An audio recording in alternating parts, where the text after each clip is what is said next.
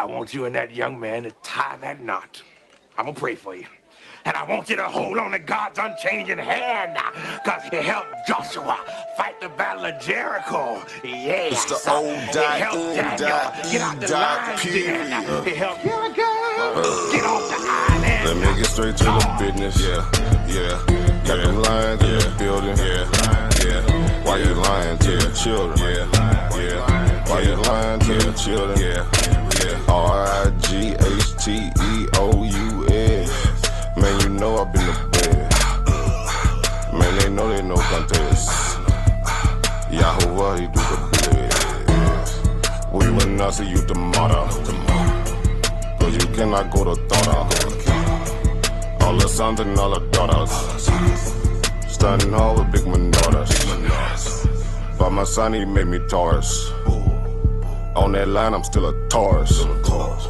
Karate kicking Chuck Norris, 4-5 on my waist. If he started, would not hesitate to get retarded.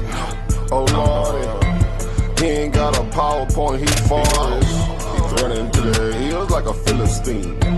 G-Hawk hitting hamites with the guillotine. Situation turned up with the ratchet team. JJ 7000 to the bait lead. Yeah, I know them haters gon' hate me, but he won't debate me. Pistol off safety. He respond, come wake me. If I don't get up, nigga shake me. If he don't show up, then he fake G. I touch down and make these nigga nuts hate me. Dear brother.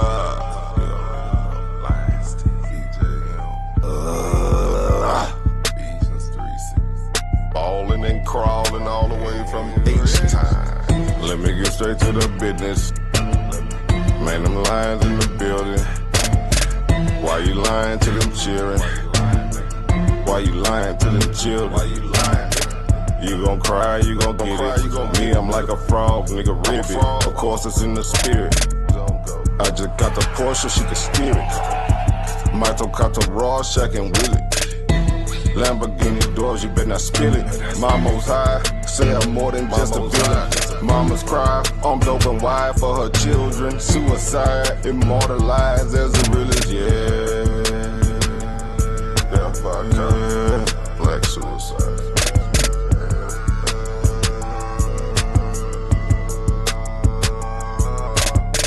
Let me get straight to the business. Got them lions in the building. Why you lying to them children? Yeah. Why you lying to them children? Yeah. RIGHTEOUS. Man, you know I be the best. Yeah. Man, they know they no contest. Yeah. Yahoo, he get the best. Wow, what's that?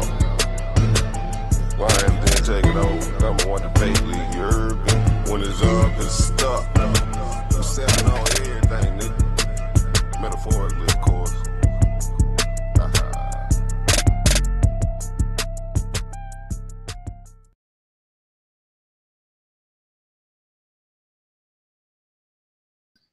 Peace. This is the Earn the Math Scientist True Knowledge. I got some fire for y'all today. You know what I'm saying? We're gonna be speaking on what is the problems of why we're not uniting, what is going on with our people. I'm gonna show the last video is going to be the Black Panthers and the Black Wall Street. Is go see and I have a question to say, can we still use these things to help us today? Because we still have the same problems that they had. We just gotta learn from their mistakes, you know what I mean? So this is the Mad Scientist True Knowledge. You know, check me out on my Facebook, Mad Scientist True Knowledge. TikTok, Mad Scientist True Knowledge. Instagram, it'll be True Hot 30. And I'm gonna let Karima say something before the video start.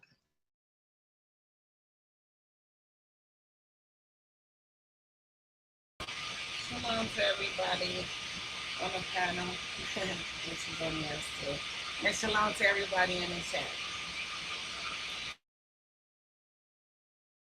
Yeah, my goal for now on, like I tell people, is just trying to unite, man. That was my goal before this, you know what I mean? And I I went astray for a while, but I'm coming back to what it's about, man. It's about raising our people, getting our people out of this depression, breaking the curses of white supremacy, self-hate, um, stuff like that that they put on us, miseducation, all this violence is going on, man. It's getting worse. The younger generation is not respecting us, and we got to do something about it to where we got to earn their respect back.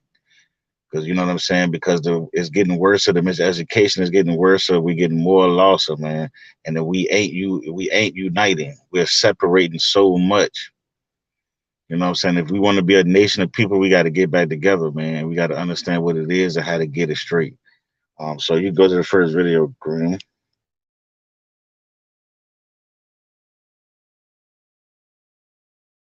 Oh yeah, this my brother. This my little brother, a minister, honorable minister D.T. Prince Warcry. Teach Native American history, and he's a Christian. You see what I'm saying? My whole family is Christian. So as when people think that I don't agree with Christians or none of that, man, my family is that I back my brother 100%, 100%. All right, today we're going to Peace talk out, blue about the nature plus beats. My bad. And you start. of the beast. All right, in the Bible it says that the love of money is the root of all evil.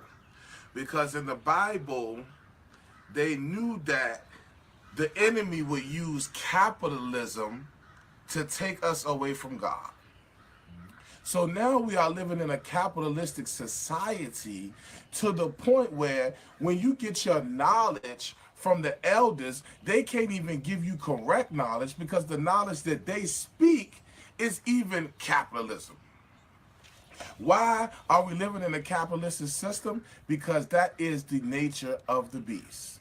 In the book of Revelation, if you study the beast, people always say we live in a belly in the beast, but if you study the book of Revelation, there's actually more than one beast. But we're going to deal with one beast today.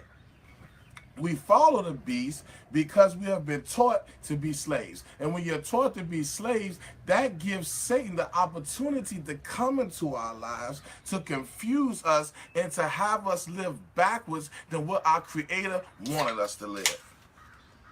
They take advantage of the mind and cause it to be void. For years and years, our people have been victims of social engineering to teach us to follow a system that does not have our best interests at heart.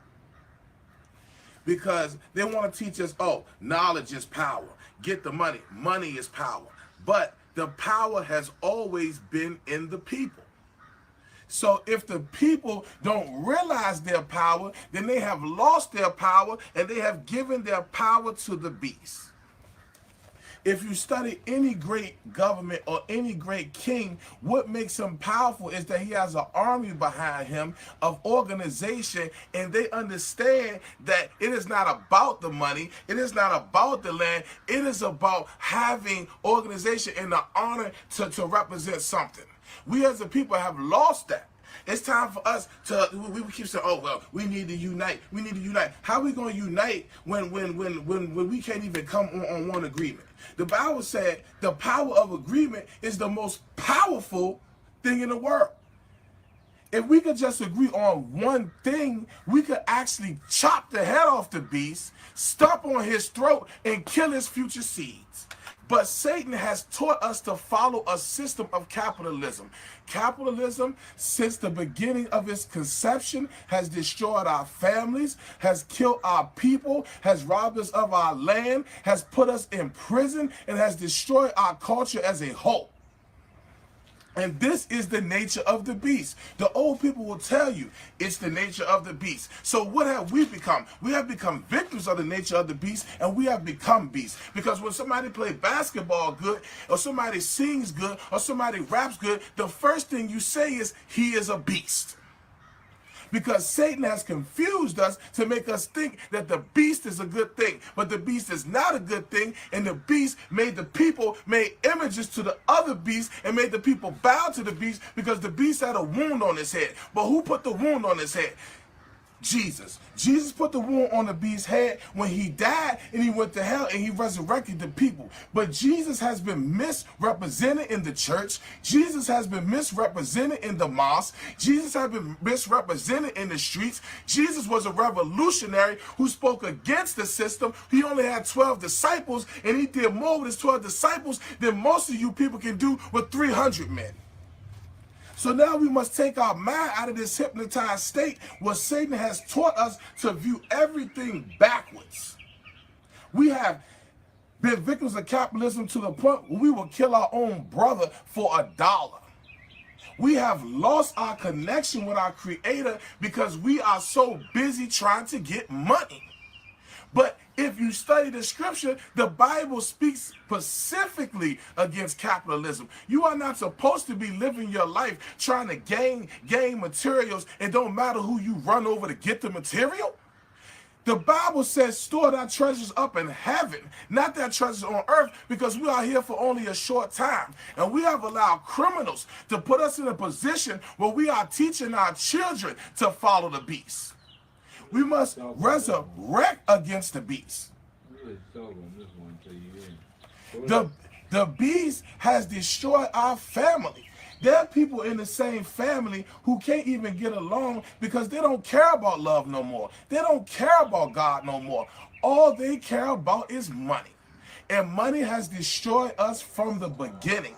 And Satan knew that. So they have took control of us by using this thing called numbers. If you study the book of Numbers is really teaching you that the more numbers you have, the more powerful you become.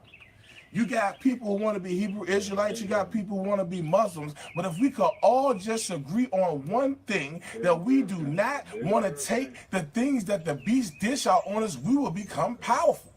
So now what are they doing? They want to close the mouths of the speakers. They want to close the mouths of the people who speak the truth, not even all the truth, but partial truth, because Satan is afraid of the revolution.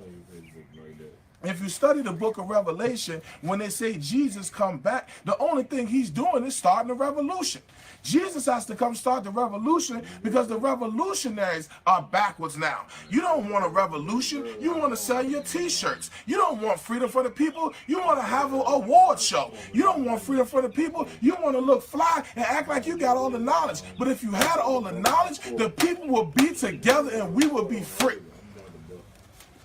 They have taught you that your value and your success is based on how much money you can make, where you live, and what type of job you got. But at the end of the day, you still ain't free. This is the nature of the beast. And what is a beast? A beast is an animal that does not use logic like a human being. A human being is supposed to be able to evolve, understand things, and have the ability to learn. The beast is a thing that attacks things and kill it without any second thought. It is ravenous, it is heartless, and that is what our people have become. How dare we sit in the ghettos and in the reservations claiming we want freedom when we have become beast. I see my people and I see your beastly nature. You want to take from your own brother, you want to kill your own people, but then you got a nerve to talk to the world and say you want to be free?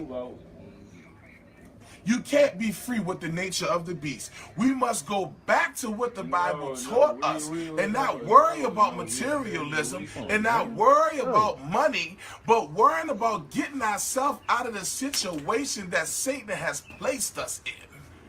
And now we are living in a time where they want to quiet that. They want to stop the light from shining in the darkness. Because in the darkness you cannot see and you will bump your head or fall in the ditch. So now they want to shut up the speakers. They want to ban the speakers because we have allowed the beast for so long to control our people. We don't even know how to defend ourselves anymore.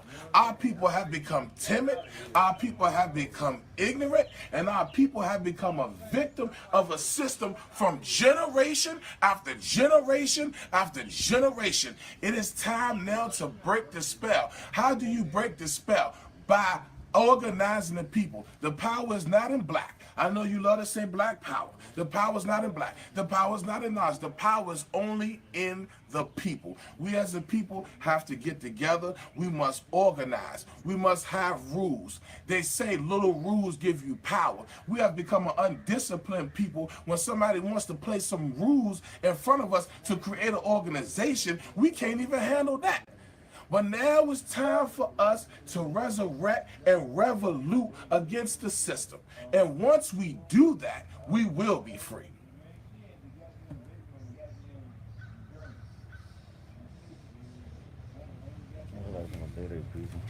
All right, so how do we do it? By the power of agreement.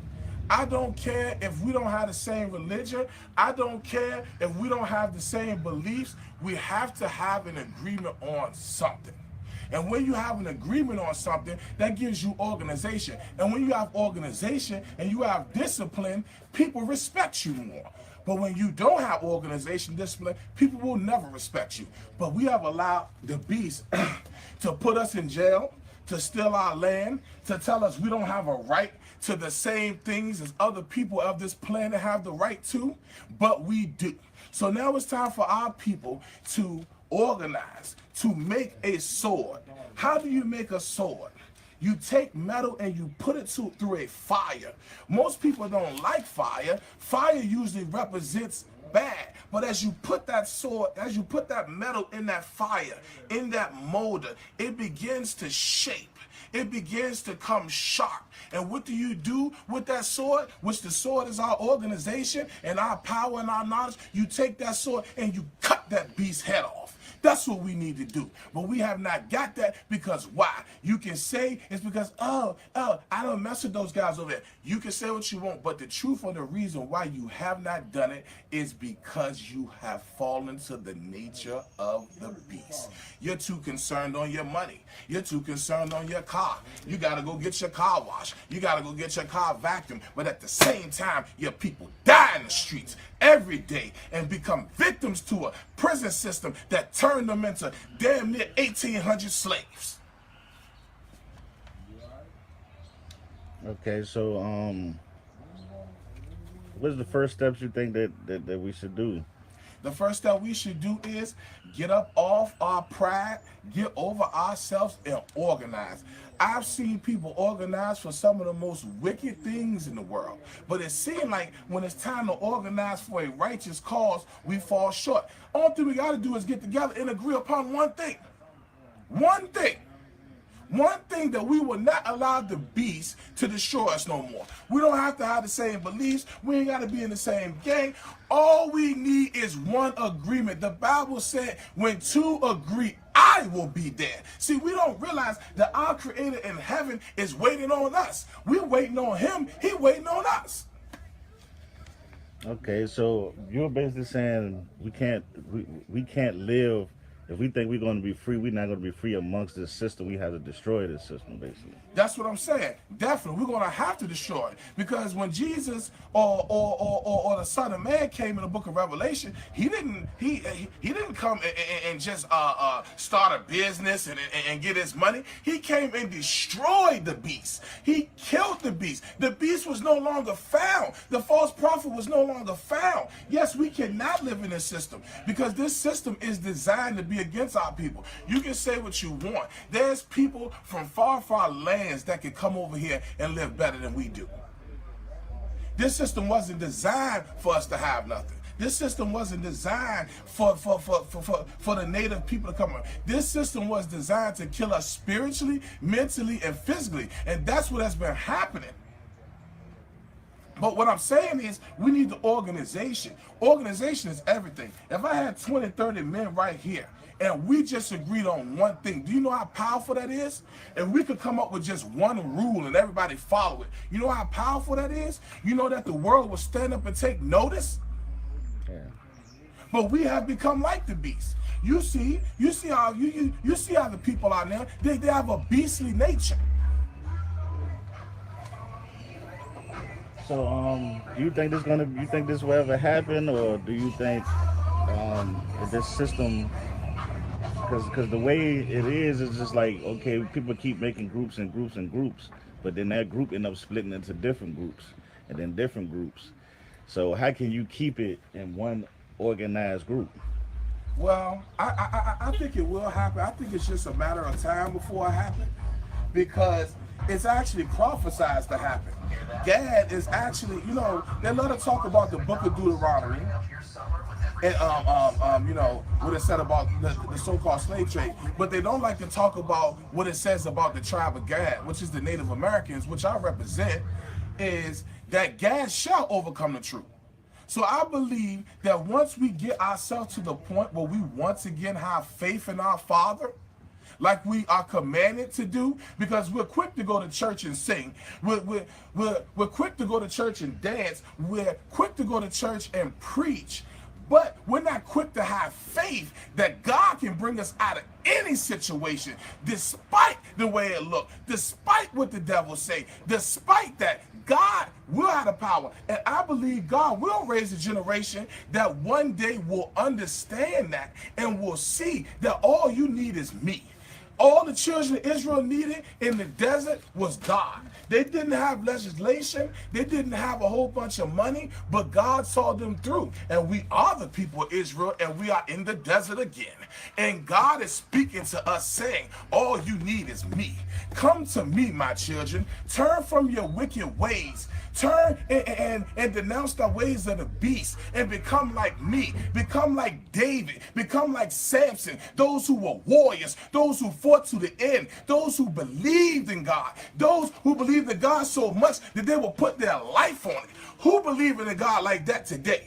Who believe in a God like that? They have trained our people to be timid against the oppressor, but be vicious against their own people. And that is the nature of the beast. That is not the nature of God. There are three types of minds. You have the ape mind, you have the man mind, and you have the God-like mind. What is the ape mind? The ape mind is the caveman mind, where you cannot rationalize and you're stuck on foolishness. What is the man mind? The man mind is you believing that success and happiness is money. But what is the God mind? The God mind is that you believe you can do anything and that nobody can defeat you as long as your creator is on your side. So I call my people today to have the God-like mind. Jesus said, greater works shall you do. We have lost our faith in God, and I believe once we get our faith in God, then God will hear our prayers and he will heal our land. He will restore our kings back to their thrones. He will restore our children back to happiness, and we will no longer be slaves under a system that was designed to destroy the culture of the native people. All right, you got anything else before we go to tell people? The only thing I gotta say is join the Native Temple of Truth, join my brother group, Melanated Minds. We need to organize soon. We're gonna be on TV, hopefully. Soon we're gonna be having our own building, and we want y'all to come out. Don't come out with no negativity. You come out with that one mind I told you. All thing we need is one God, one organization, one agreement, and one rule. What is the rule? That we're going to destroy the beast. All right, peace out.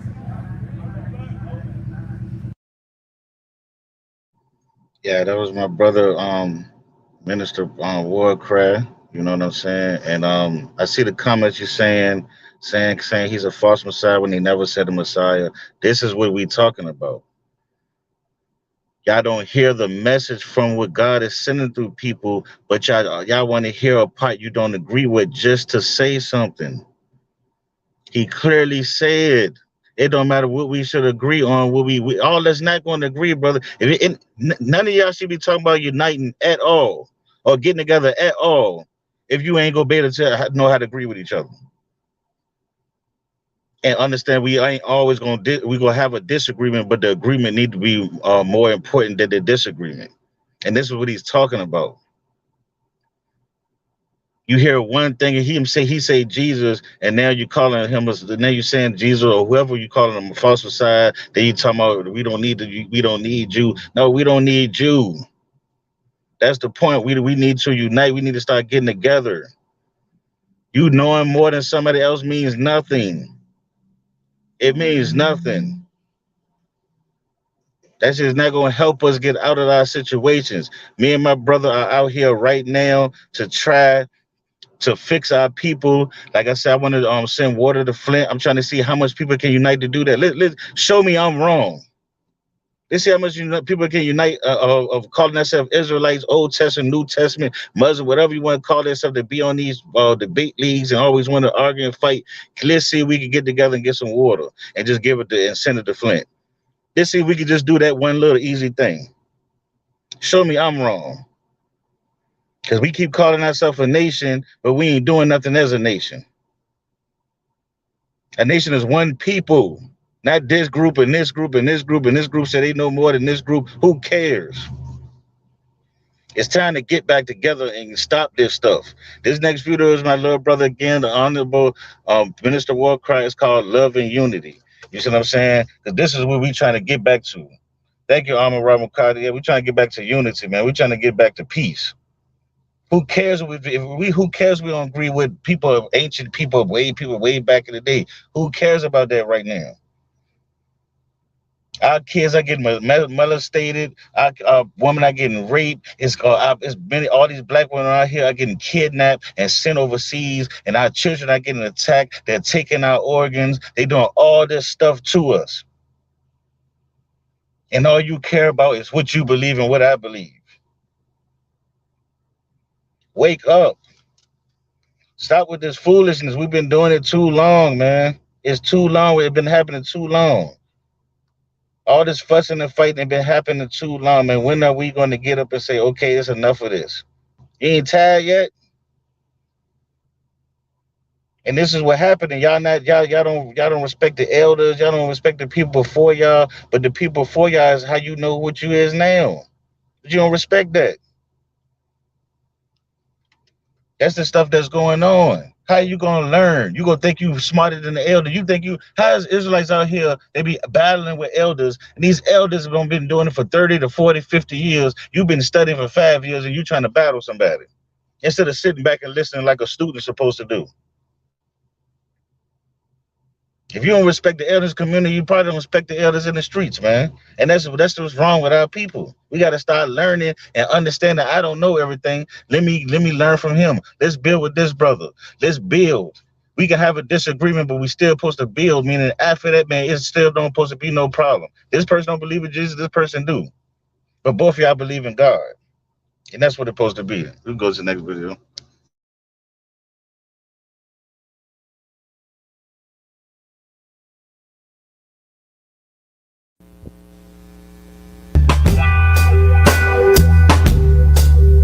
That's me and my brother as a kid. We went to church. Just let y'all know that. The sun goes down in the ghetto. Thieves on the block, scared to let go.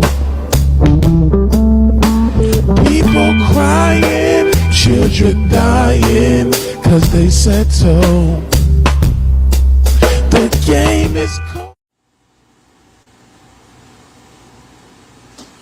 First, giving honor to God, who is a merciful God, a wonderful God, a God that we adore, who constantly, every day, gives mercy unto his people. I greet you in the Cherokee language, Wende Yahoo, which means that I'm of the Great Spirit, and the people should say, Leyaho. We thank God in the Great Spirit for Crazy Horse. We thank God for Sitting Bull. We thank God for Chief Powhatan, and we thank God for Geronimo. We thank God for these mighty warriors who have come to teach us a lesson that we may learn and become greater students of our Father. We go to you now in prayer, God. Dear Heavenly Father, send thy Holy Spirit. Send thy presence that the people may hear you and not see me. We thank you for all your goodness that you have bestowed on the people. We thank you for all the lessons that you have taught. And in Jesus' mighty name, Lord, we pray. Amen. The subject I would like to touch on is, in a time of trouble, when everything seems to be going wrong, we start to feel forgotten. I've talked to many people and I've heard them tell me, God doesn't care about me, minister. I don't want to hear it, preacher man, because if God loved me, why would I be going through the things that I'm going through now? And it takes me to the story of Job, and all of a sudden Job started having trouble. And in the beginning, Job felt like the trouble was just normal trouble. Job was unaware of the wager that Satan had made with God when he came to the gathering of angels in heaven.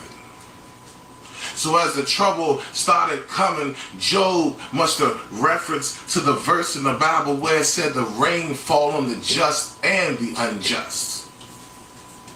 But as the trouble started to continue, Job started to get a little worried. And as Job began worried, it seems like his friends begin to turn on him. His wife began to turn on him. Those he loved begin to turn on him and say, Job, why don't you just kill yourself? And I know there's some people out there right now who are going through trouble, who are going through pain, and the very people that you love and the very people who are supposed to be supporting you are telling you, why don't you just give up? But just because Job was going through things, Job still had faith. See, that right there and alone made Satan mad, because his whole plan was to discourage Job and to have Job in a position where he no longer had faith in his Father. He no longer had belief in his Creator. But the book said as Job was going on and on, he still prayed. He still was a righteous man. And I'm here to tell you that even though you're going through trouble, you still must believe in our Father. You still must try to do right, and you still must hold your head up. I don't know of any other person in the Bible who had went through much trouble like Job. Job was backed into a corner. Boils came all over his body. His son died. His other children died. His wife died. Everything broke loose in his life. And I'm sure one day Job felt like he was forgotten. And as Job felt like he was forgotten, he did not curse God. He did not go crazy. He did not throw a fit, but he sent a prayer unto his Father. He sent a prayer and said unto his Father, Father, I am a righteous man. Father, I have done no wrong. Father, I pay my taxes. I honor the Sabbath. I do everything that you tell thy servant to do. Yet, these things have come upon me. So Job, in his feeling forgottenness, what he did was call out to God. And Job must be an example for our life, that when you feel forgotten and when you feel lost, do not let Satan take thy tongue and call out to thy Father.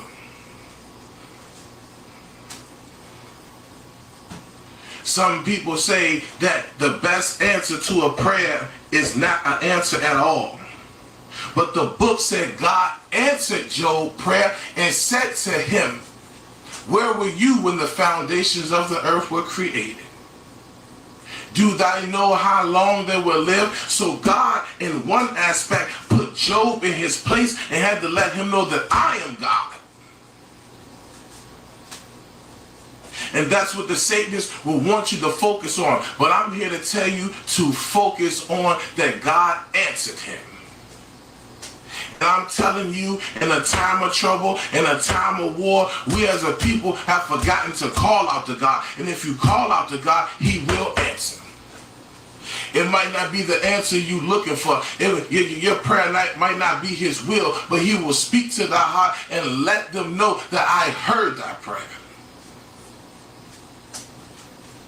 And as God put Job in his place, Job continued to plead his case, that he was a holy man and he was a righteous man. And through it all, Job got back double for what he lost. So I'm here to tell you, if you lost your house, if you lost your job, if you lost your mind, and even if you lost your soul, that God can give it to you back, and he can give you more than you ever had.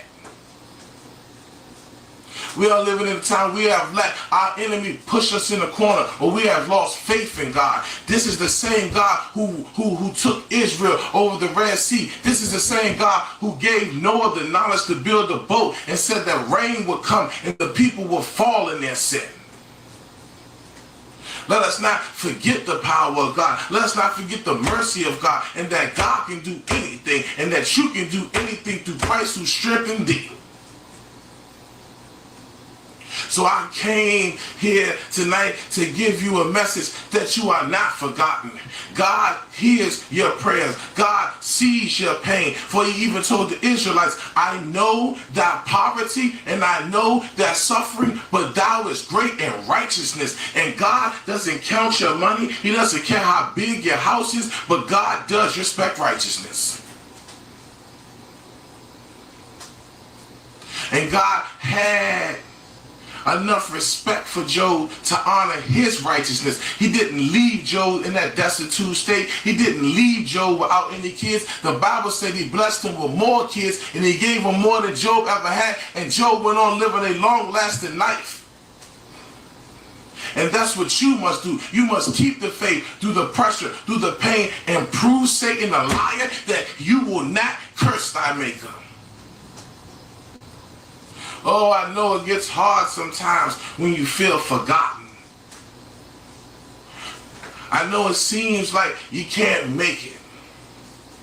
But God said, I will count thy righteousness as wealth. I will count thy righteousness as income, as currency. And I know that's hard to bear and understand in a capitalistic system that teaches you the only thing of value is a piece of paper. But God said, thy righteousness and thy holiness shall I value.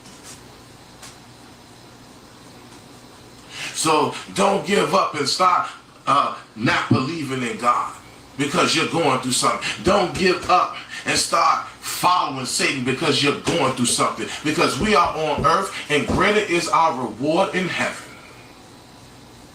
For Jesus said, when people talk about you and people misuse you and spitefully defame your name, he said, look up, for thy redemption draw near. Oh, isn't that a wonderful God? He said, hey, when they talk about you, when they beat about you, when they beat you down, that's when I will be there. They scorned Moses, and even the people of Israel didn't want to follow him. But God eventually took them into the promised land, because the race is not given to the swift. We must hold on and hold our beliefs. I know people who've been going to church since they was little kids, and now they have been through the trials and tribulations of life, and they have given up on God. Imagine if you had went through what Job went through. Imagine if all of your kids have been murdered. Imagine if your whole body was wrecking in pain to the point where Job regret he was born. And the Bible and a lot of scholars said that was his only sin. So let us be mindful in righteousness and put on the whole armor of God and be ready to go to war with Satan and any demon who dare to tell you that your God has forgotten you. I want to call you to Jesus. I want you to accept Jesus' sacrifice, my people, and open your mind and stop being blind to the works of Satan. For we are here for a short time, and we must work for our Father. For the Bible said, work while it is day, for when night comes, no man can work. I'm the noble minister from the native temple of truth. Thank you.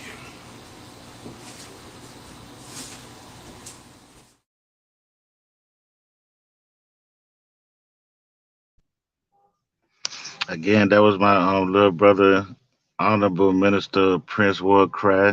You see what I'm saying? He's trying to tell you, man, you got to put your faith in God no matter what, man. No matter what. You know what I'm saying? You gotta when you down, don't just believe in God when you up. You gotta believe in God when you down. You gotta fight for God. You gotta defend God. You see what I'm saying? You gotta represent God on earth. You gotta be righteous. We gotta stop with the foolishness. Us fighting and fussing and stuff. That's not what God ordered. That's not what God wants. We so stuck in these in the straight taking these Bible literal that we'll actually live what the Bible tell us. Meaning when we trying to unite, the first thing we say is, oh, because the Bible say we're not. What? So because some says we're not, so we're never not going to. When that is not what God want. God ain't never want that. God want us to stay in that damn nation. He want us to follow him. He want us to respect him. He want us to love him, man. And we get that back, we get our nation back. If you talk about the curses, but you don't talk about the blessings. Because the blessings tell you if you follow my way, if you follow my word, if you follow these commandments, you will get back to where I promised you. But if you don't, I'm gonna curse you. It's that simple. So as long as we keep doing the curses and acting like just because you think that God is not gonna get us out, and so I'm just gonna keep doing this. I'm gonna keep arguing with Jesus. I'm gonna keep arguing about that Jesus is real. I'm gonna keep arguing about Jesus ain't real. I'm gonna do this. I'm gonna do that's all we talking about. This man was talking about unity. First thing you see is somebody talking about Jesus is a false God. What are you going to do, brother, to help our people? What are we going to do to start helping our people, to start showing our people that we represent? We're supposed to be a representation of God. We are the image of God. We are God's because we are the children of the Most High. When we're going to start acting like that? Okay, in this next video right here, I'm going to be showing the history of Black Wall Street and the Black Panthers, and I'm going to show what they did to get to where they was at. Because they didn't just talk, they did. They bought land, and you know what they did when they bought land? They brought other black people in to get on their land and start businesses. We got a new Black Wall Street coming right now, and nobody's behind it. Most people don't even talk about it. Black Wall Street was the only place. There's a place right here called Jackson Ward. They called it Baby, I forget it, Baby Africa, something like that. It was one of the best communities. It's not a ghetto they want to knock down. I got to understand we were living great. We had a black family united, everything in the 60s, 50s and 60s, it was getting better. Our people was owning land. We was doing all type of things. Look at us now. We have reversed, man. We'll keep cursing ourselves. What you don't understand, you're cursing. You got to a point where we was under the curse. Now you're still cursing yourself to keep you under the curse. So let's go to this, and we gonna see was our elders right? Could we use what the Black Wall Street and what the Black Panthers did back in the day to unite us now? I'm not saying everything they did, but the things they did and the laws that they and the rules they set in place. So let's go.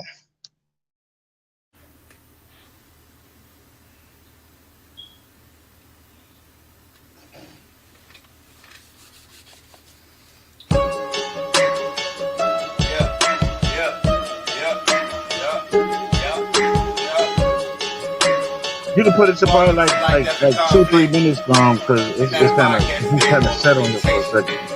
Black economic strategy. We coming again live one more time. God damn it, we gonna get the volume right. It might be too loud this time on your ass. That's the difference between the two. A lot of people are happy with the position they're in, and they don't see how Black Wall Street was created. The two founding fathers of Black Wall Street. You know what I'm saying? What's up, y'all? How y'all doing today, man? I hope y'all can hear us this time. I hope the volume is straight this time. We checking it right now, though. We gonna be sure to get shit right. Check the volume before you start sharing. Oh, shit, yeah. Check the volume. We gotta check. There go the volume. Okay, we here. God damn it. Okay, we here. Alright, I'm tired because I'm tired. My eyes getting low. This is the third time that I did this. You know what I'm saying? But we getting used to this platform. We trying to provide it in the software that we gotta use. And all the craziness, we trying to make PowerPoint presentations. We're going to be coming at y'all with videos like this all the time, so stay tuned. This is the Black Economic Strategy, man. I'm sorry for the other two videos that we had to post, but we got it right this time, and we loud enough to be clear so y'all can hear us. So, tell them what the strategy is. So right now, for this video right here, we're going to get into how Black Wall Street was created the two founding fathers of Black Wall Street. We will get into the new Black Wall Street and what they're doing today on Black Wall, well, with Black Wall Street. We're going to get into the Black Panther 10-point program, you know what I'm saying? We're going to talk about that and how it could help us or affect us positively or negatively today. And we just trying to build, man. We trying to come up with new ideas. We trying to see what we can do to move people that want to be moved forward. I'm not going to say move black people forward. I'm going to say move people that want to be moved forward, because a lot of people don't want to be moved, and we got to recognize the difference between the two. A lot of people are happy with the position they're in, and they don't see nothing wrong with what they're doing and the situation they're in. So we got to recognize, like, look, certain people going to want to be a part of this and certain people not. So we just trying to build. That's it. Yeah, and again, what we're doing, we're taking places like Black Wall Street and the Black Panthers. We're saying what they did, can we do this today, what the plans that they had, you know, stuff like that. So stay tuned. All right. Now, the origins of Black Wall Street. The destruction of Black Wall Street and many other successful communities of color was a tragedy that puts a bloody stain on the fabric that holds this nation together from the past through future generations. It is not my intention to detail the downfall of these communities, but highlight the steps taken to achieve the unbelievable success black people achieved during this time period. Did I write that, E? I ain't writing. This is from Investopedia. Oh, all right. This is from Investopedia, y'all. Let's try to take credit, y'all. I thought I wrote that intro. That don't sound good, but all right, I ain't writing. All right. Yeah, Investopedia. Y'all look at the origin of Black Wall Street. It breaks all of that down too. We just take a look. We just taking inserts and selective stuff that could fit our topic for today, y'all. So, all right. Ottawa W. Gurley. We call him OW. When there's trouble, you can call OW. But OW was a turn of the 20th century black educator, entrepreneur, and landowner who was born to former enslaved Africans in 1889. After resigning from a position he held with the Grover Cleveland presidential administration. So, first of all, we ain't talking about no ordinary person. You know what I'm saying? We not talking about average Joe Schmo. You already see he was held a position with Grover Cleveland. He was on the presidential administration. O.W. moved from his home state of Arkansas to Perry, Oklahoma, in order to participate in the Oklahoma land grab of 1889 with his wife Emma. And we're going to break that Oklahoma land grab for y'all in a second. Yeah, we're going to get to that Oklahoma land grab because that was key into Black Wall Street life. So, in Oklahoma land grab of 1889 with his wife Emma, he later relocated to Tulsa to seize economic opportunities resulting from the city's multiracial population boom. Once there, O.W. purchased a 40-acre tract of undeveloped land where he built a grocery store on a dirt road that ran just north of the train tracks traversing the city. O.W. later forged a partnership with fellow black businessman John the Baptiste Stratford, aka JB, with whom he shared a general distrust of white folks. Alright. So what they basically did when they got the land, they got businesses, they put the businesses together on the land, and then they let other black people with business come to the land, and they did not accept European businesses because they, you know what I'm saying, because they was about black economic development. Alright, so on to the next slide. This is the land rush of 1889. This is vital information. Only reason I say it's vital is it's vital to learn about this because, well, let me just read it. I'm gonna say it's vital to learn about this because of the history and what happened to certain people. The land run of 1889, although now without precedent in the history of the West, began the disposal of the federal public domain of Oklahoma. The legal basis for opening the Oklahoma district, now called the unassigned lands, came in 1889 when the U.S. Congress. Illinois Representative William Springer amended the Indian Appropriation Bill to authorize President Benjamin Harrison to proclaim the 2 million acre region open for settlement. Under the previous provisions of the Homestead Act of 1862, a legal settler could claim 160 acres of public land, and those who lived on and improved the claim for 5 years could the seed was tight. So we got to get into this Indian appropriation bill and what that is. And I mean, it's basically telling you nicely and politely that give us this land. We're gonna put these people that's already here because 2 million acres of land. To think how many people could live on 2 million acres of land, and you had to do something with the people that was already there. So Okay, yeah, we about to go to this next bill they had to show you what how they got the land. Alright, so the 1851 Indian Appropriation Act allocated funds to move Western tribes onto reservations were protected and enclosed by the U.S. government. According to the federal government at that time, reservations were to be created in order to protect the Native Americans from the growing encroachment of whites moving westward. Alright, so basically, in a nutshell, they basically took land. You know what I'm saying? Yeah, they went to the Native American and they told them, we gonna put you on these reservations to protect you from us. Don't that sound like extortion?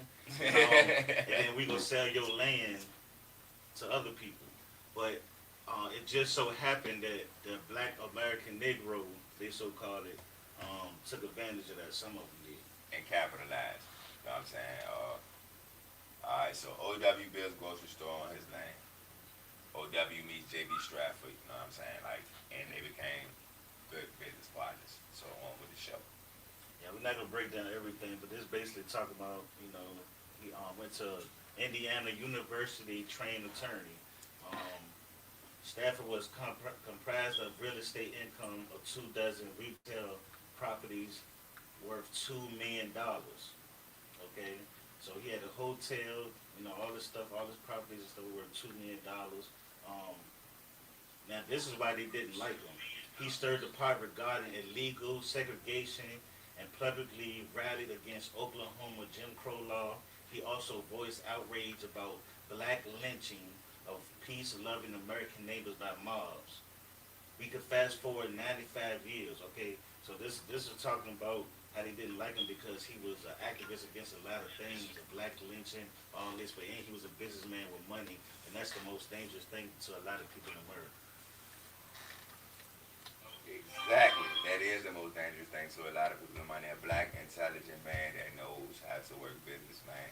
I'm going to say this about Dr. Martin Luther King when he started talking economics, man. When he started telling people basically to pull themselves up out of bootstrapping and get this money. You know what I'm saying? That's when they killed him. The origin of Greenwood. After O.W. built 7-square, 2-story brick boarding houses near his grocery store, he called the street on which these structures set Greenwood. So that's where the famous Greenwood comes from. Avenue, after the Mississippi town from which many of his early residents hail. So most of these people are from Greenwood, Mississippi. Before long, the entire area became known as Greenwood, which soon became the site for a school as well as an African Methodist Episcopal church. But O.W.'s crowning project was the Gurley Hotel, whose high quality rivaled that of the finest white hotels in the state. As hundreds of African Americans immigrated to Greenwood for the oil boom, O.W. and J.B. became increasingly wealthy, with O.W. boasting a reported net worth of $150,000. That's about $3.6 million today. O.W. leveraged this fortune to launch a black Masonic lodge, and another topic, and an employment agency while bankrolling efforts to resist black voter suppression in the state. As segregation grew stronger, Greenwood's black business district thrived mainly because residents fed their purchasing dollars back into the local economy while earning their incomes from white employers. This was possible because the migration of oil men to Tulsa created a spike in demand for domestic help, which enabled black residents to attain high-paying labor jobs as maids, chauffeurs, gardeners, janitors, shoe shiners, and porters. These workers often earn enough money to send their children to universities like Columbia Law School, Oberlin College, the Hampton Institute, Tuskegee Institute, Spelman College, and Atlanta University, which positioned them to secure white-collar jobs after graduation. Okay, so you see, they did a lot for the people too. You know what I'm saying? We will get into the other stuff, but this is just part one. So we got into how they got the land. We got into how they got together. We got into how they got other black people to come and join in with their businesses and how they got the black dollar rolling. So let's go forward. new black Wall Street. Examples on how we can apply it to today's world. Now, this is talking about the new Black Wall Street, where people, or maybe people may not know, but it's a new Black Wall Street that they're trying to reestablish and rebuild to honor the old Black Wall Street. So, any black businesses that's trying to join in, you might want to look this up and see if you can go and be a part of this. You know what I'm saying? This is something history, man. All right. Hold on, and before I speak, we're gonna look at this map real quick, man. And all this is undeveloped land. You know what I mean? And I'm gonna talk about land for a quick second. You know what I'm saying? You already got your raw lots and your residential areas. You know what I'm saying? Sales center. Again, this is the new Black Wall Street that's being established in Tulsa. All right, so all this, let's say you wanted to buy this land right here. You wanted to buy this plot of land. Maybe it was 100 or so acres. I don't know. A couple of things that you would have to look out for is the part of the land you buying, is it accessible to this main road, this Greenwood Drive? Is there anything blocking it from the road? Because if it And the is, people that's watching may just join in. This is about the new Black Wall Street that they're establishing, with new black businesses are trying to come and establish new Black Wall Street again. So, all right, so say if you buy this land and this land has the part of the land, you buy the land and you get this part smack dab in the middle, you have no access to this main road. So that will bring the value of that property down. You know what I'm saying? And it's almost useless, because how you gonna get to the road? You gonna have to buy another piece of that land that's gonna get you access to that road. You know what I'm saying? Another thing is wetlands. Wetlands is probably one of the most important, because it could be a little wetland the size of a golf ball or a tennis ball, and it'll stop you from building whatever you're trying to build in that spot. Those are just a couple of things I learned about land. It's a lot more factors that you got to take in, man. That's a couple of things I remember off my head. But when you talk about buying land, wetlands especially, you got to worry about if it's a wetland or not. If this area can access electricity. If this, what is the cell phone service like in this area? So you got to really watch out when you buying your land. All right, let's go. today, a highway covers much of the area became known as Black Wall Street, hiding the history of a hard-won economic freedom and entrenched racial animus. Generations of black entrepreneurs and investors have been inspired the story of Tulsa's Greenwood. Greenwood is perhaps the best known of many black economic zones, known as Black Wall Street, that flourished in the early 20th century. In May 2018, Dream Tulsa is bringing a group of black entrepreneurs and innovators from around the nation to Tulsa. They will be immersed in the history of Greenwood and enticed to move to Tulsa to rebuild Black Wall Street. Black enterprise contributor Brandon Andrews sat down with Dream Tulsa coordinator Anaka Asuma, Caesar. No disrespect to that, no, but I can't pronounce it. Yeah, but to talk to the legacy of Black Wall Street and ambition and plans to spark a new movement for economic freedom in Tulsa and beyond.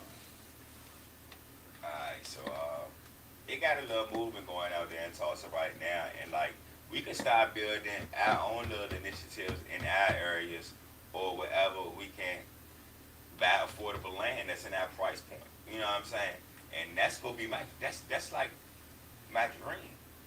For real, like to own my own land that I could possibly build my foundation on, build a house on, have some more land to build my business on.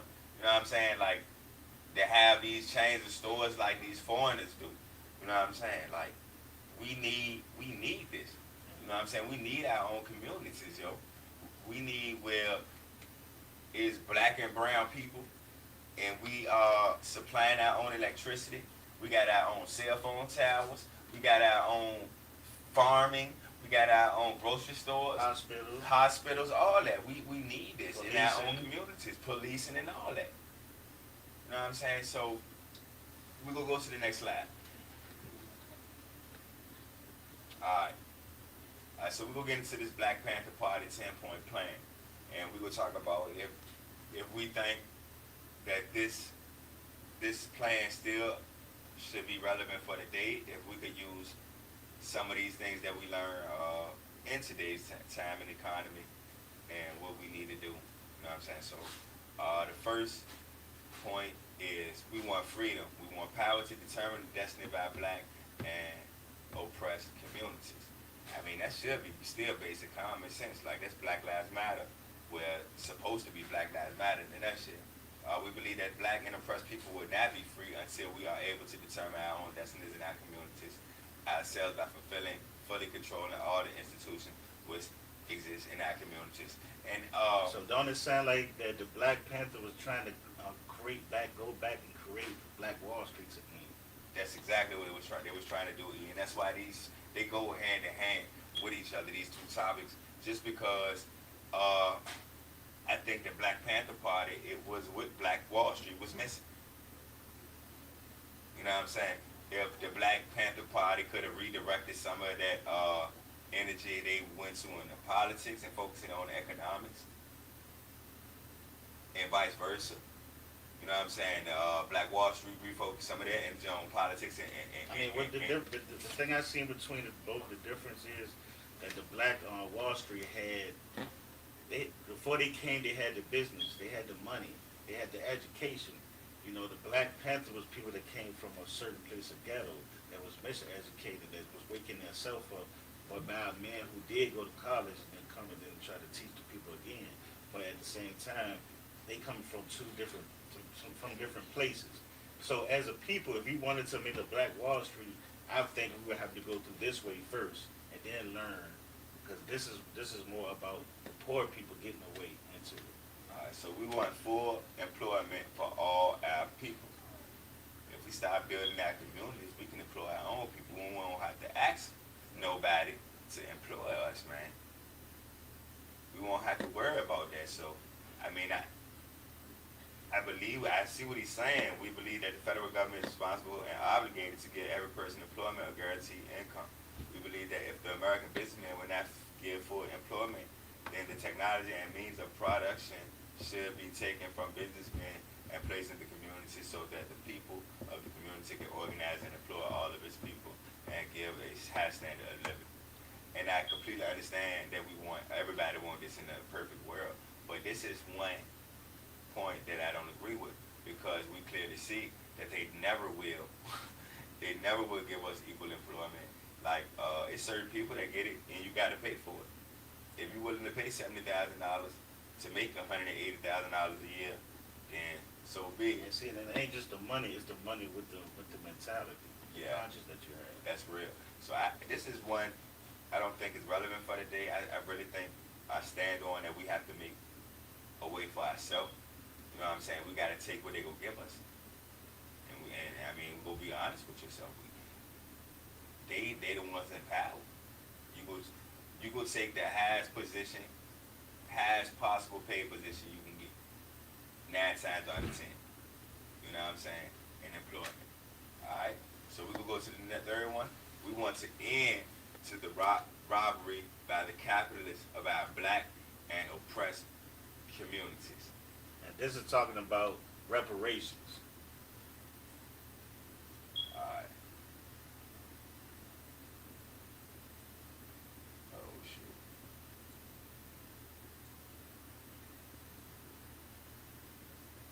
I'm gonna have to do it like that. All right. It's talking about We reparations. believe that the racist government has robbed us, and now we are demanding that overdue debt of 40 acres and 2 mules. 40 acres and 2 mules were promised 100 years ago as a resolution for slave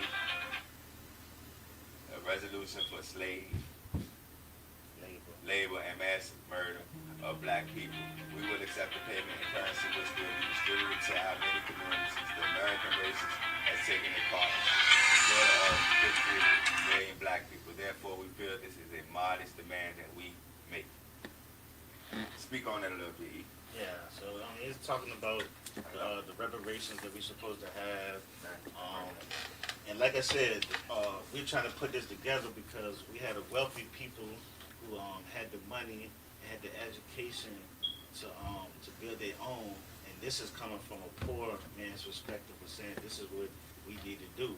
And we saying we put these two things together, understand the mistakes and understand how they did and what they did. See, the Black Panthers, you know what I'm saying, I think more was still trying to ask that we need this and asking for that.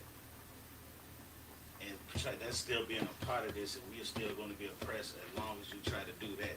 So what I'm saying is we need to go back to Black Wall Street. Because Black Wall Street was like, we're going to buy this land, we're going to only allow blacks only, we're going to get our own hospitals, our own cabs, our own stuff like that. You know what I'm saying? So Yeah, and we do still want to end to the robbery by the capitalists of our black and oppressed communities. It's a different explanation now in 2020. You know what I'm saying? They coming and buying our neighborhoods up for cheap prices. You know what I'm saying? Like, if you watch The Shot, and I know there's a lot of people out there that watch The Shot, season 2. Well, that season, where the whole show, like where it was a gang member that was using the gang, you know what I'm saying, to run into people's houses so they can leave a house and they can sell it and get it for cheap. You know what I'm saying? I believe practices like this do go on and have went on. I'm not necessarily saying about gangs. I'm not necessarily saying about who. You know what I'm saying? I don't know who, but I do believe it's some crazy practices out here. I think gentrification, man. Gentrification, yeah, we losing black communities by the dozens.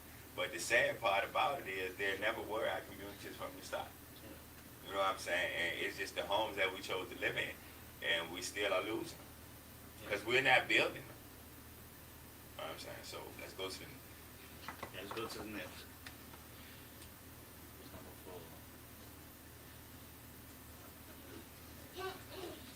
We want decent housing fit for the shelter of human beings. We believe that if the landlords would not give decent housing to our black and oppressed communities, then housing and the land should be made into cooperatives so that the people in our communities with government aid can build and make decent housing for the people. All right, I'm going to have to talk about this in today's context is how I feel. I believe in reparations. I believe the government should give us land. You know what I'm saying? But I don't think it's never going to happen.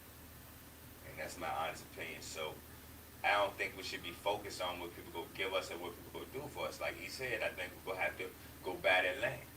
You know what I'm saying? We're going to have to go buy our way to freedom. We got to pay our way to freedom. Exactly what it is. Because if you want to believe it or not, Black Wall Street was free.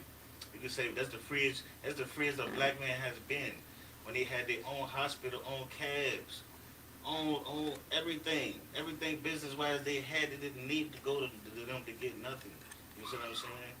But the problem was that they didn't have a Black Panther mentality, and they should have had a protection of that community. You know what I'm saying? And that's the mistake that we have. I know a lot of us live in check to check, day-to-day struggle, you know what I'm saying? But the power is in the numbers, like they say, man. If you get 30 to 50 of us together, man, and build for a few years, man, I believe we can come up with something special, man. Like, that's what this is about, man. Building and progressing it, man, coming together, people with like minds coming together and sharing ideas and progressing. You know what I'm saying? This is what we're doing this for. So, 5, we want decent education for our people that exposes the true nature of this descended American society. We want education that teaches us our true history and our role in the present day society. We believe in an educational system that will give to our people a knowledge of the self. If you do not have knowledge of yourself and your position in the society and in the world, then you will have little chance to know anything else. I agree with that, you know what I'm saying? But again, see, this is what I'm saying. And that's why I said this would be the first plan at going to before we go into the Black Wall Street, because everybody can't just go buy land. Everybody can't do this. So what we are saying is, give us our better education. We want to trade. We want skills. We want to be able to we want better housing. You know what I'm saying? And we want land. And if you give us money, we can establish these Black Wall Streets ourselves. You know what I'm saying? So, and we can, and that's the basis of the first steps of going into the Black Wall Street. Yeah, and I think I agree with you. Like, while we here, we got to do something, yo. You know what I'm saying? I'm blessed enough to have my kids in the county, man. We can get an eye education. It's still kind of biased. Don't get it twisted. You know what I mean? When I was in school, it was real bad. They're doing a lot better with getting a lot of more black teachers. In Rico County, all in all, we got an eye education system, but I'm blessed, man. You know what I'm saying? To tell you the truth, I'm blessed. So there's a lot of people, like, if my kids, like, if we live like a couple miles down the street, we'll be in the city, Richmond City public school. 6 and 7, the 6 and 7 is most of them two. I see it as really important. So, all right, so we go get the 6, yeah. We want completely free health care for all black and oppressed people. Yes, we do. Healthcare is vital. Healthcare is very important, and I do think government should play a role in providing health care for their citizens. If we're part of this, if we citizens in this country, you know what I'm saying, I think you should provide health care for us, because, I mean, there's other countries that do this, and their taxes might be a little bit higher, but I'm pretty sure we won't mind something getting took out of our check that we can't stop anyway, just to provide us with quality health care. And I believe, yes, we should, because of the conditions we are in, because of colonization, because of slavery, and because of the food that they have gave us and everything they produce, I think we should have, every black person should have free health care because of that. All right, this one is a biggie right here, y'all. This one is a real biggie. This the one everybody want to talk about. This the one everybody go get their panties in a bunch about. We want an immediate end to police brutality and murder of black people, other people of color, all oppressed people inside the United States. And yes, this is absolutely fact. Like, this would never change. You know what I'm saying? Because I believe long as this country exists, just because it was embedded in blood, it was born in blood, it's always going to be blood. And it says, we believe that the racist and fascist government of the United States uses its domestic enforcement agencies to carry out its program of oppression against black people, which they never stopped doing. You know what I'm saying? Other people of color and poor people inside the United States. We believe it is our right, therefore, to defend ourselves against such armed forces, and that all black and oppressed people should be armed for self-defense of our homes and communities against these fascist police forces. Yes, we know now that there have been laws that have been put in place that keeps us from protecting ourselves against certain people. You know what I'm saying? We still got to live within those laws. So, and a lot of one of them laws that majorly hit us in Virginia is the felony law. Yeah, I mean, that's the United States, period. Yeah. With the felony. Well, you know what I'm saying? Arizona, you have felony. And still have a gun in Arizona. Yeah. Oh, that's crazy. Yeah, I might move down there too. Free as shit. But yeah, like, so we need to be able to protect ourselves. That was the complete fall of Black Wall Street. They couldn't protect themselves. You know what I'm saying? There was too many white folks that came in and mobbed their town. You know what I'm saying? And they was cocky too. Don't get it twisted. Like, they were just some soft dudes that were like, they got ran over. No, that ain't happening. But that's a whole nother topic. You know what I'm saying? I understand what we're doing. We're applying this the same thing. This comes to, we use this today. So we use Black Wall Street and we use the 10-point program to see if we can apply this to this day. You know what I'm saying? That's why we are saying what we believe would not make it today or not. We want an immediate end to all wars of aggression. That's self-explanatory. I don't even got to read the backdrop, man. I mean, like, I ain't even ask for that much. I just want our people to realize, like, what they fighting for. I want our people that's in the military and the armed forces to see, like, Yeah, they might pay for your college education. You might get out there joint with a nice little bit of change in your pocket and travel the world. You know what I'm saying? That had you a good time. And we're gonna end up skipping 8 because 8 is basically saying the same thing as 7. No, this is 8 I'm on. Okay, yeah. I mean, that's But y'all gotta get out that military, man. yeah, oh yeah, okay. That's Y'all supporting the wrong folks, man. Y'all on the wrong side of y'all on the wrong side of history, man. And I just want all my people to be free, man. And like y'all fighting. And for number the 9, this is going to be like, I don't know, we want freedom for all blacks and oppressed people now held in U.S. federal, state, county, city, military prisons, and jails. We want trials by jury or peers for all persons charged with so-called crimes under the laws of this country. I don't know about that one, man. I don't know about that one because it's black people out here that's worse than white folks. And that Now, father. if you can establish your own justice system and jail system to where you could take the people and come and then retrial and then see if they're guilty or not doing your justice system. I can agree with then that. I can agree with that. I can agree with that. E. I can agree with that because I do think certain people belong in some kind of penitentiary system. It is certain people I would like to see free though, like people that have been in there all these years for now. And that's what we could do. And that's what we could do in part 2. We're gonna talk about, did they have a jail system, a justice system? The justice system would be very much appreciated. You know what I'm saying? But even if we do have our own justice system, say we bought the land and everything, we had our own justice system, we still have to follow the justice system of the United States. If we still in here, you know what I'm saying? Like, so there's nothing we can escape. I just think certain people need to stay. You know what I'm saying? I don't think everybody should be released just because, man, certain people deserve to be with the enemy. You know what I'm saying? Like real talk. Like certain people are worse than the enemy. Certain like. Yeah, and that's like we said. Let's you make your own justice system to where we have a judge, to where we can bring the people in and have them a real justice, a court case, and then then we can go from there. But I don't believe let everybody know. All right, this is number 10. We want land, bread, housing, education, clothing, justice, peace, and people's community control of modern technology. Okay, I agree. We want land. We want the same thing everybody else want, though, man.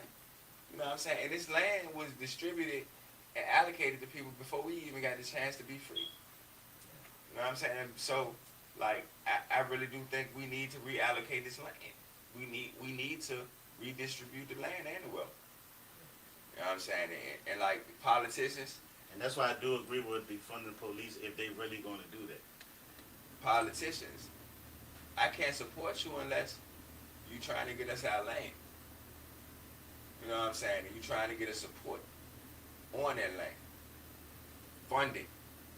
So we can be a self-sufficient community. We can be a self-sufficient people. I mean, we gonna need help.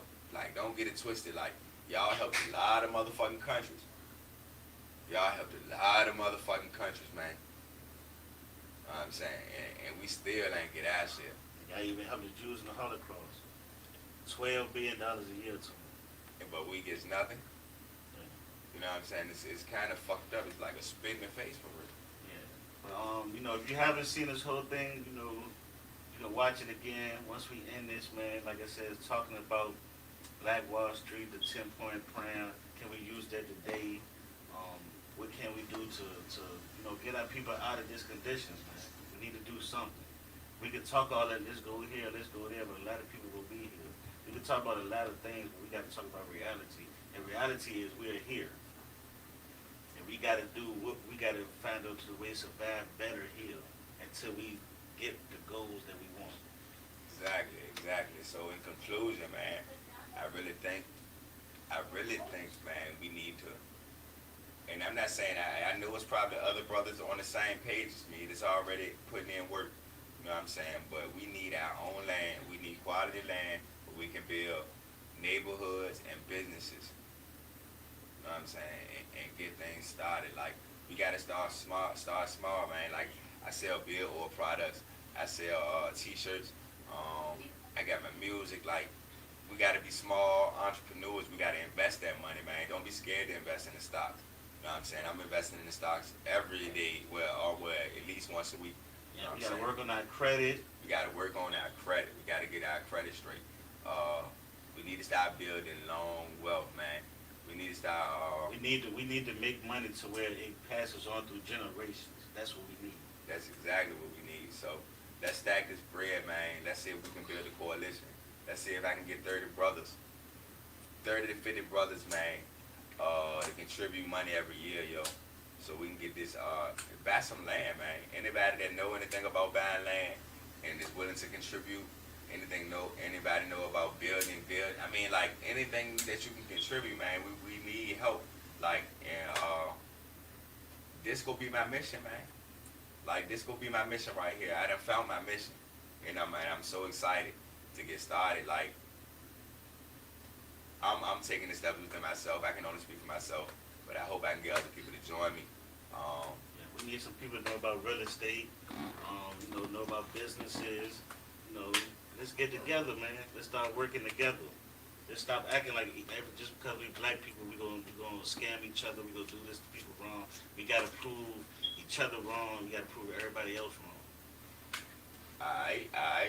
We've been on here for a good little minute. It's been a 38 minute live video. Anything else you want to say, man? Anything you got coming up? That's really it. I supposed to be in the Lions in debate. I'm trying to see what's gonna happen. I gotta talk to them and see when I'm supposed to do this. But other than that, like I said, we're gonna start going to places in Virginia, showing the slave history again, like we was doing. You know what I'm saying? We're just coming under another name, like death and conflict. Alright, man, that's been a little presentation we had. I hope y'all enjoyed. I hope y'all learned something. This was very educational for me. Like I learned a lot about the history of Black Wall Street. I learned, but I knew a little bit about the Black Panthers 10-point plan. But I mean, it refreshed my memory, and it gave me some new ideas. I'm excited to take on this challenge, man, because I'm gonna get me some land, yo. We go get us some land. I'm gonna say that we go get us some land. We go build, you know what I'm saying? Like real talk, if it take me 10, 15, 20 years, if I die and I put in the first building going on the land, I be happy, man. You know what I'm saying? So, like, Peace out, shalom, hotel, black power, power to the people, everything. man, we out for real. Peace.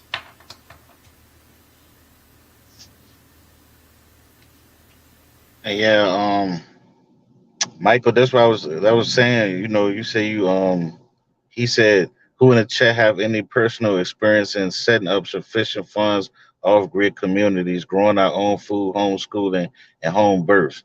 Yes, Michael, you might be one of the only people, and this is what we're trying to get these us to understand that we need people like y'all. We need the elders like y'all to start teaching, not debating no more. We need to start getting buildings, trying to get some schools. Even if we rent out some a building and we get people in there, and we start teaching them how to grow. We start teaching them how to get economics up to get their own place, real estate, stock. That's what we trying to do. And we saying the people that know how to. And my generation messed up at. I mean, my generation before, I had a great uncles, my great aunts. We got land right down here where I'm at that they built the houses from the ground up. They was growing their own food. They was putting electricity in their house. They was doing all this by themselves, and they never taught the next generation. The generation never taught the next generation. We lost that. You know how powerful we'd be if most of us knew how to do these things. You see what I'm saying? And that's what we need to try to get to, man. We need to start teaching the kids, man. Forget being that rapper, forget being that football player, forget being that basketball player. Let's be a builder, be a mason, be a electrician, be a goddamn a real estate, be a more of a stock market person. Be these things that we need to make a economy and a nation rise. Y'all can say what y'all want to about going into making another nation under God, but you better understand what a nation is. A nation is not a bunch of people just believing God and living on the land. Okay? It's law, culture, land, economics, all these stuff matter. Trade. You need these things to create a nation and go somewhere. That's why I respect the Mona because they're trying. They're growing the food. They're doing the things they're supposed to do to start a nation. Nobody should be able to down talk them if you ain't doing at least half of what they're doing. And this is what I'm trying to get people to understand. We need to get together, start fixing things up. People get mad at me when I talk about these rappers. And yes, I talk about these rappers because people like Jay-Z, he'll go buy his wife of $12 million island, but he won't put that $12 million in the community to fix it up. This is the problems we're having, man. All of us have become individual, but we'll talk about a nation, but we don't live as one. We had to live as a nation to become a nation. Nobody is a nation that don't have land. You're not a nation if you don't control your laws. How? How can you punish somebody when you can't? When if you punish that person, you get punished. That's not a nation. We better start learning how to grow our own food because we're dying. The number one disease, the number one murder of black people is heart disease. Then you got diabetes killing us, and then we're dying from cancer, and we're dying at high rates. I lost a friend at 43 already to a heart attack. I had a heart attack. I know 15 other people that have heart disease and ain't even 40 years old yet.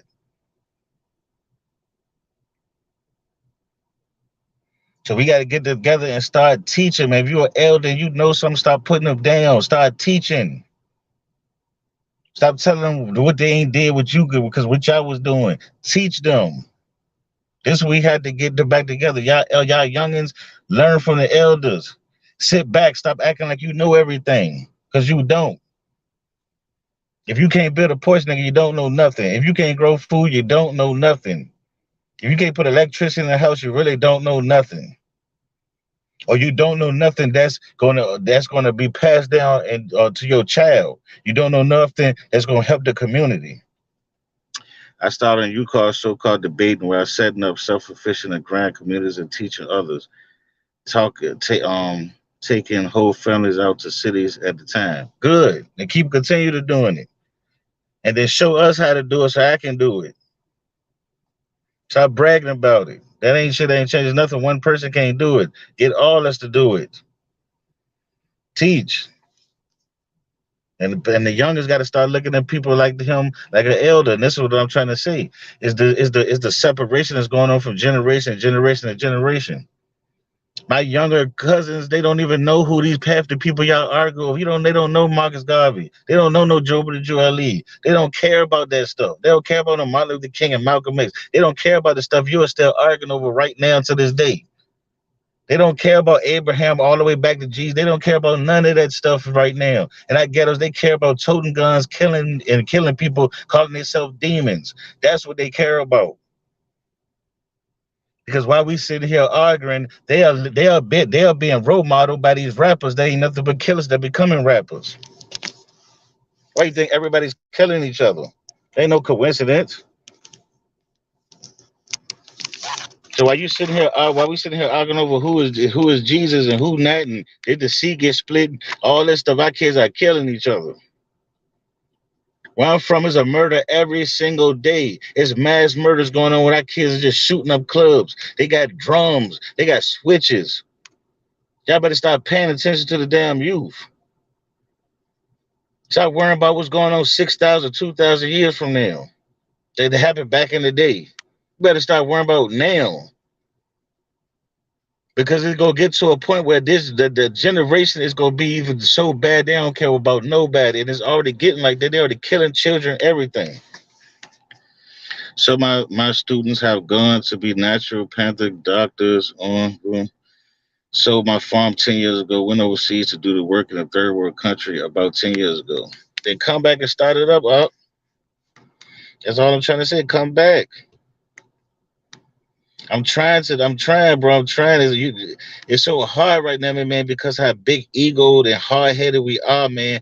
It's to a point where if I'm right, is what I say is right, and this and that, and it's getting to a point it's separating us, man. We ain't trying to do nothing together. I can't get 5 people right now to put up $20 to put their cents of water to Flint to see if it works. I bet you I can't. You see what I'm saying? Because the people don't want that. They don't want positivity. Everybody wants negativity. Everybody wants to argue, debate, and fight. That's all it is. Or let me go on Google to prove I'm wrong. The hell I go do without people killing each other? How they gonna stop molestation? How they gonna stop the trafficking of our black kids? They stealing them from from our hoods. Do y'all know how much black kids are being kidnapped and put in sex trafficking and organ trafficking? Do y'all know? Do y'all know how much our kids are getting molested? Do you know how much our kids are getting raped? Do you know how much our people are dying from heart attacks, high blood pressure, strokes, motherfucking cancer? Do you know how much people are leaving here? And it's good people. What we need to do is true freedom and real justice for all black people. I agree, Mike. But it's people out here that don't want it no more. It's people out here who love drama, man, who want to fight and argue in drama. And we got to stop that. That has to be stopped. Want to be freedom in this land. Want to be freedom in this land. Yeah, we're not talking about freedom in this land, but we talking about if y'all want to leave here or we want to go there, you still have to establish. You still have to unite first. You still have to go to the place. You still have to know how to grow. You want to leave here right now. We go to a land. Let's say we found a land that's just empty. You're gonna have to learn how to grow. You're gonna have to learn how to make the houses. You're gonna have to learn how to put the electricity in it. You're gonna have to learn how to make towers. You're gonna learn how to make roads. You're gonna have to learn how to make cars because y'all be crazy if y'all go to another land and live as a goddamn third world country. I ain't going nowhere living in no third world country because my people helped build this shit. My people helped build these buildings and these phones and these cars and all this stuff. I'd be damn if I go somewhere else and live in a third world country. I ain't doing that. So we don't know how to do it. I'll be damn if I go into the wilderness with some people that don't know how to grow food or don't know how to make a house. What do I look like? That ain't none of that stuff gonna happen. Either we gonna talk about it, we ain't gonna never be free. Yes, it's cool, we ain't gonna never be free, but we living in a place where we are oppressed and we are the lowest people in this place, and we can have a chance now to at least try to get up. Black Wall Street did it. They did it. They just it's certain things they didn't understand how much of a people hated them and attack on them. If they would have had their shit forfeited, forfilled, and had soldiers and had people that's ready, because that's how I say you have a nation, you better have an army too.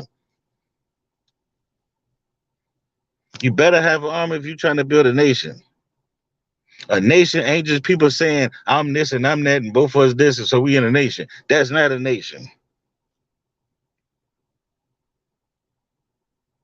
So either we gonna learn from our elders is doing better than we are now as a people. Our elders, the same ones y'all call pseudo, the same ones that did that, they did better than us. How dare you call your elder a pseudo when he in a time when he don't had Google because he thought this and he thought that, and now you looking at Google and you say, oh, he wrong, he was pseudo. How dare we do our elders like this, man? This is the crazy stuff that's going on. Y'all don't even respect y'all elders. You wouldn't even be able to talk about Martin Luther King. People talk about Martin Luther King. You would not be in this position if it wasn't for people like Martin Luther King. There was times when my mom would tell you couldn't drink at a waterfall, you couldn't go to a building, you couldn't go to certain buildings, you had a fucked up school, and everything was white only. You couldn't do this and this and that. This is what y'all got to understand. These same people y'all be disrespecting in the past times and saying Martin Luther King was this and this and this and that. He did more than most of y'all did. Most of y'all couldn't even walk in that man's shoes. And that's just being real, you know what I'm saying? I'm gonna thank the Lions and JJ and Karima, man, because they are trying to be orthodox with this. They're not trying to do what all the other groups are doing and just fussing and fighting. No, that might be in these other groups, man. I'm listening to the labs. All you hear is rah rah rah, blah blah blah, blah blah blah blah blah. That's all you hear. No teaching. Can't take none of them videos and send them to your kids. And no kids and let them learn anything. And I'm glad that's why he trying to get it to them where we could send it to the kids, where the kids can learn, man, where the youth can learn, because that's what matters.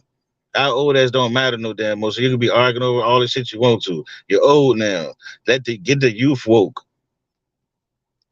Stop acting like you're still 21 years old. Got a kid, everything almost a granddaddy's. What's wrong with us?